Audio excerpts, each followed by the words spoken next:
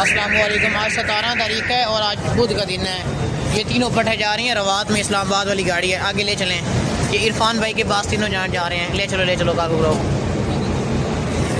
ज़बरदस्त मोटी था, सेहतमंद बेहतरीन पट्टे हैं तीनों।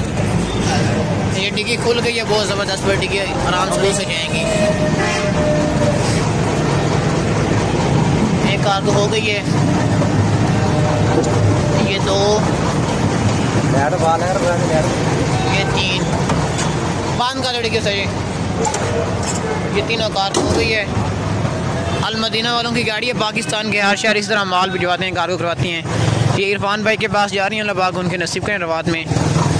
गाड़ी का नंबर है 2979। आगे देख लें रावलपिंडी इस्लामाबाद। ये रावलपिंडी इस्लामाबाद वाली गाड़ी है, ये रवात से गुजर कर आगे जाती है पिंडी में। ये देख लें, पीछे से देख लें, अल मदीना वालों की गाड़ी है ये, अल मदीना वालों की।